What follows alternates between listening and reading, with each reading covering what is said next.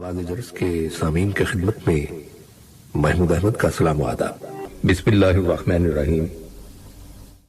معزز سامعین، آپ میں سے اکثر لوگ حقوق اللہ اور حقوق العباد کی ادائیگی اور ان کی اہمیت کے بارے میں اچھی طرح جانتے ہوں گے۔ جہاں تک حقوق اللہ کا تعلق ہے تو ان کا واسطہ براہ راست اللہ سبحانہ تعالیٰ سے ہے، اس کی پوچھ گچھ ہوگی۔ اب یہ اللہ سبحانہ تعالیٰ کی مرضی پر ہے، چاہے تو سزا دے اور چاہے تو معاف کر دے، وہ غفور اور رحیم ہے۔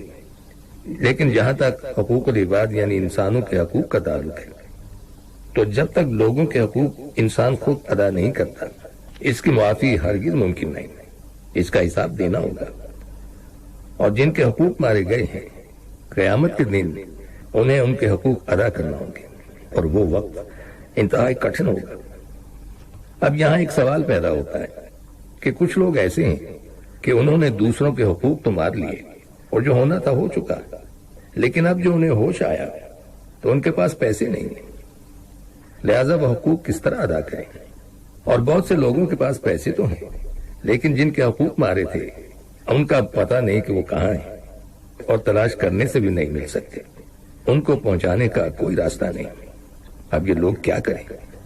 تو اس کے بارے میں عرض یہ ہے کہ اللہ سبحانہ تعالیٰ کی شریعت میں اس کا حل بھی موجود ہے، اور وہ یہ کہ جو اصحاب حقوق معلوم ہیں ان سے جا کر یا بذریعہ ٹیلی فون معافی مانگ لی جائے اور ان کو خوش کر دیا جائے، جس سے اندازہ ہو جائے کہ انہوں نے حقوق معاف کر دیے، اور اگر وہ معاف نہ کریں تو ان سے مہلت دے دی جائے اور تھوڑا تھوڑا کر کے ان کے حقوق ادا کر دیے جائیں، اور اگر ادائیگی سے پہلے ان میں سے کوئی انتقال کر جائے تو اس کی اولاد کو باقی ماندہ حق پہنچا دے۔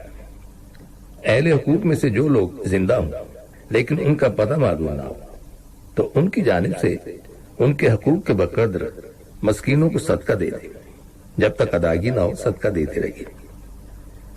آپ نے دیکھا ہوگا کہ یہاں قطر میں جب آپ گروسری خریدنے کے لیے جاتے ہیں تو یہاں تمام بڑے اسٹورز میں صدقہ، فطرانہ اور زکوٰۃ کی رقوم وصول کرنے کے لیے باکسز رکھے ہوتے ہیں۔ آپ یہ پیسے ان میں ڈال سکتے ہیں یا پھر کسی غریب کو آپ یہ رقم دے سکتے ہیں۔ اس کے علاوہ تمام حقوق والوں کے لیے، خواہ وہ مالی حقوق ہوں خواہ وہ آبرو کے حقوق ہوں، دعائے خیر اور استغفار ہمیشہ پابندی سے کرتے رہیے۔ اصل بات یہ ہے کہ آج کے اس دور میں عام طور سے لوگوں کو اپنی آخرت کی فکر ہی نہیں ہے۔ اگر فکر ہو جائے، جسے واقعی فکر کہتے ہیں، اور دوزخ کی آگ کی فکر ہو جائے تو نیند نہیں آتی جب تک کہ حقوق العباد ادا نہ کر دیے جائیں۔ بعض ایسے امور ہیں جس سے عموماً لوگ غفلت برتتے ہیں۔ جس کسی نے اپنا مال تھوڑا ہو یا بہت، خواہ کسی بھی جنس سے ہو، کسی کے پاس حفاظت کے لیے رکھ دیا ہو تو یہ مال اس کے پاس امانت ہے، اسے خوب اچھی طرح حفاظت سے رکھنا چاہیے، اور امانت رکھنے والا جب اپنا مال مانگے تو اسے دے دیا جائے۔ اگر دینے سے انکار کر دیا اور وہ شخص فوت ہو گیا تو اس کا ضمان لازم ہوگا۔ اگر کوئی شخص امانت کی چیز خرچ کر لے تب بھی ضمان لازم ہوگا۔ اگر کوئی چیز کسی سے عاریتاً لی ہو پھر اسے ضائع کر دیا جائے تو اس کا بھی ضمان لازم ہوگا۔ اگر کوئی مہمان یا گاہک گھر یا دکان پر اپنی کوئی چیز بھول جائے تو وہ امانت ہے، اس کا خرچ کر لینا جائز نہیں ہے۔ صاحب مال کے آنے کا انتظار کرنا چاہیے اور آنے جانے والوں سے تلاش بھی کروانی چاہیے اور پتہ چلوائے کہ وہ شخص کہاں ہے، اور تلاش کرنے کے بعد جب نا امیدی ہو جائے تو اس کی طرف سے وہ رقم صدقہ کر دیا جائے۔ لیکن اگر وہ شخص کبھی آ گیا اور صدقے پر راضی نہ ہوا تو اس کی قیمت ادا کرنا واجب ہوگا اور صدقہ اپنی جانب سے ہو جائے گا۔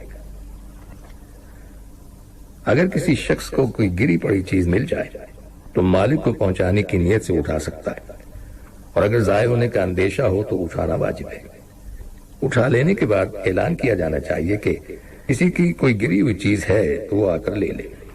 جس جگہ چیز ملی ہے اس کے قریب جو لوگ ہوں ان کو بتا دیا جائے، اور جب اس بات کا یقین ہو جائے کہ مالک نہیں آئے گا تو اس کے بعد مالک کی جانب سے اسے صدقہ کر دینا جائز ہے۔ اگر وہ خود صاحب نصاب نہیں ہے تو وہ اپنے اوپر بھی خرچ کر سکتا ہے، لیکن ہر صورت میں اگر صاحب مال آ گیا تو مال کی قیمت ادا کرنا لازم ہوگا اور صدقے کا ثواب صدقہ کرنے والوں کو مل جائے گا۔ جب کوئی شخص وہ چیز اٹھائے تو اسے چاہیے کہ وہ گواہ بنا دے کہ حفاظت کرنے کے لیے اور مالک تک پہنچانے کے لیے اٹھا رہا۔ اگر اس جگہ کوئی گواہ نہ ملے تو لوگوں کے پاس جا کر گواہ بنا لے کہ یہ چیزیں مالک کو پہنچانے کے لیے اٹھا لایا۔ اس کا فائدہ یہ ہوگا کہ لوگ چوری کرنے کی تہمت نہیں لگائیں گے۔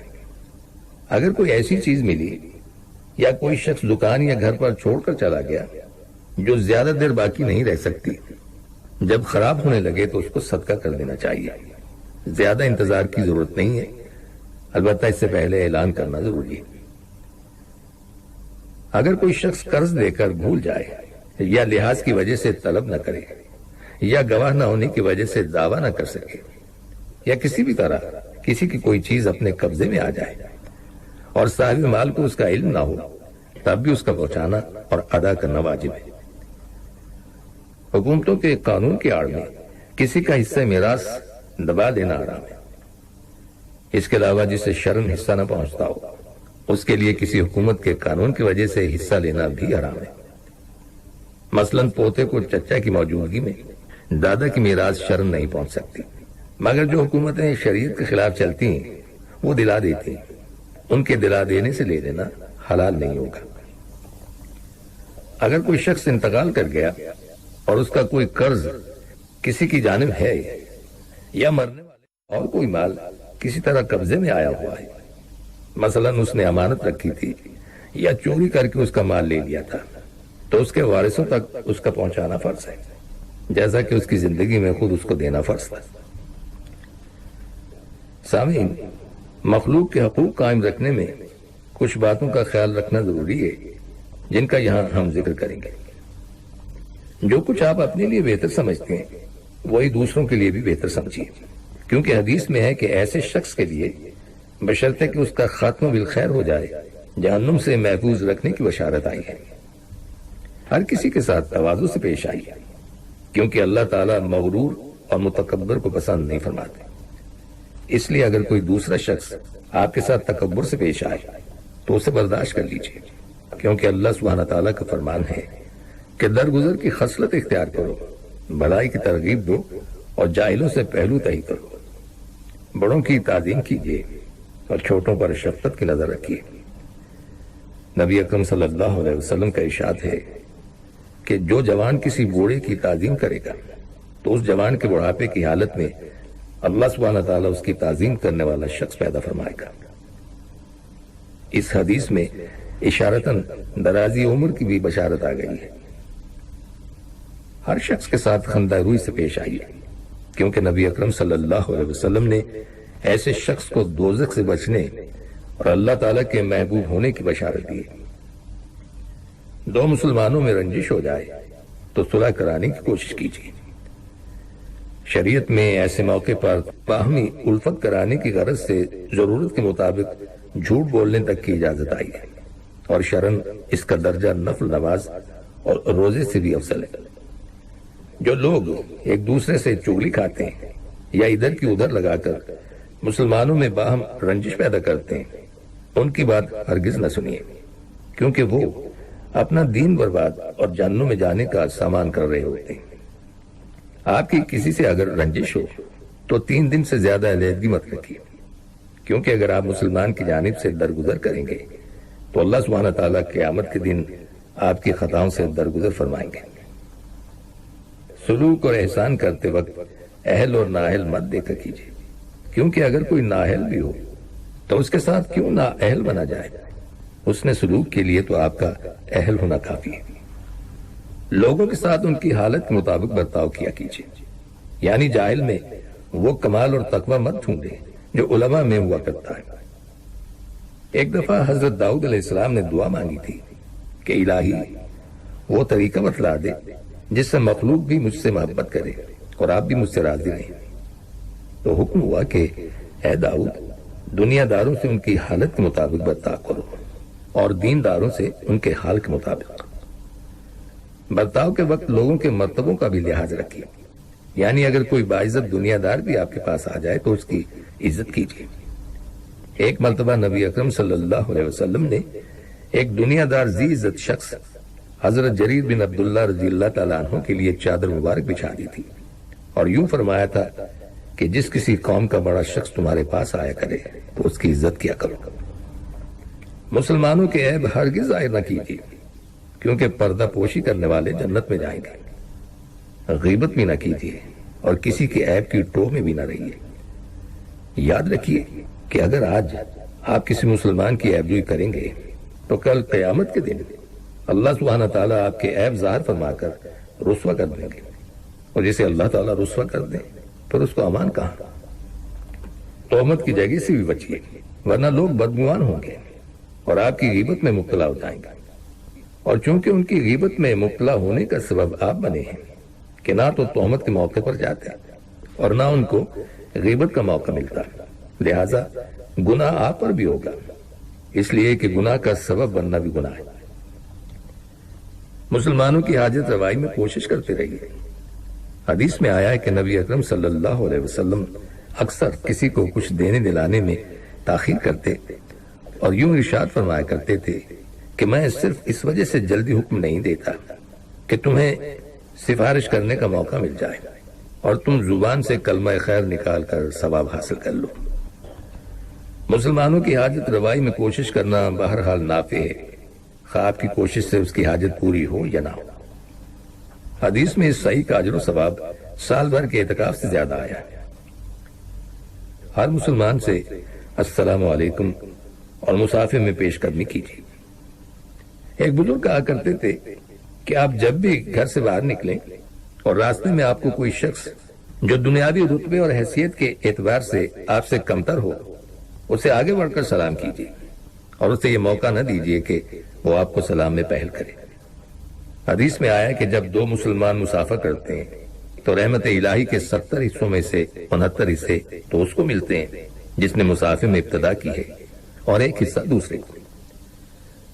مسلمان بھائی کی عدم موجودگی میں بھی اس کی مدد کرتے رہیے، یعنی اس کی آبرو یا مال پر اگر دھبا یا نقصان آئے تو اس کو مٹانے کی کوشش کیجیے، کیونکہ حدیث میں آیا ہے کہ جہاں کسی مسلمان کی آبرو ریزی ہو رہی ہے تو جو مسلمان ایسے وقت میں اس کی مدد کرے گا تو اللہ سبحانہ تعالیٰ اس کی ضرورت کے وقت اس کی مدد فرمائیں گے، اور جو مسلمان اس کی پرواہ نہیں کرے گا تو اللہ تعالیٰ بھی اس کی اعانت کے وقت اس کی کچھ پرواہ نہیں کریں گے۔ شریر لوگوں سے بھی اس نیت سے مدارت کر لیا کیجیے کہ اس طریقے سے آپ ان کے شر سے محفوظ رہ سکیں گے۔ بخاری کی ایک حدیث ہے کہ حضرت عائشہ رضی اللہ تعالی عنہا فرماتی ہیں کہ ایک مرتبہ ایک شخص نے آپ صلی اللہ علیہ وسلم کے پاس حاضر ہونے کی اجازت چاہی۔ آپ صلی اللہ علیہ وسلم نے فرمایا اچھا آنے دو، برا شخص ہے۔ اور جب وہ اندر آ گیا تو آپ صلی اللہ علیہ وسلم نے ایسی نرمی کے ساتھ اس سے باتیں کی جس سے یوں لگتا تھا کہ آپ صلی اللہ علیہ وسلم اس کی بڑی قدر کرتے۔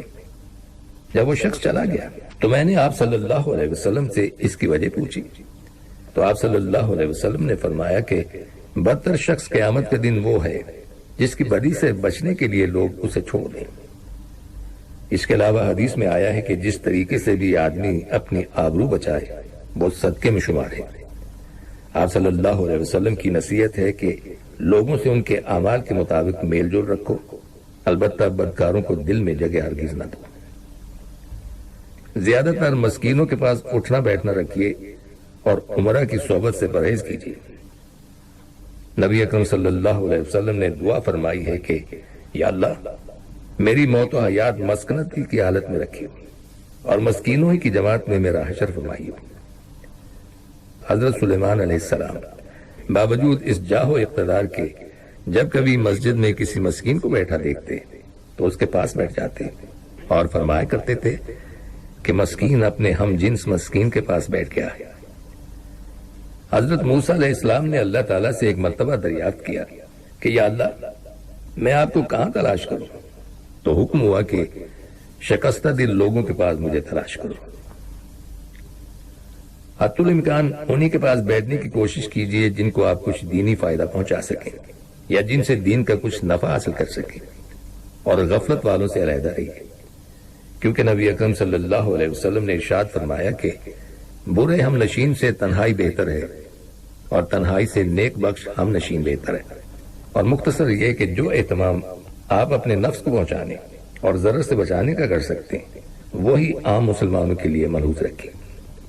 ان کلمات کے ساتھ ہی ہمارے آج کے پروگرام کا وقت بھی اب ختم ہوتا ہے، اس دعا کے ساتھ کہ اللہ تعالی ہم سب کو صراط مستقیم پر چلنے کی توفیق عطا فرمائے، آمین۔ آئندہ ملاقات تک کے لیے محمود احمد کو اجازت دیجیے، اللہ حافظ۔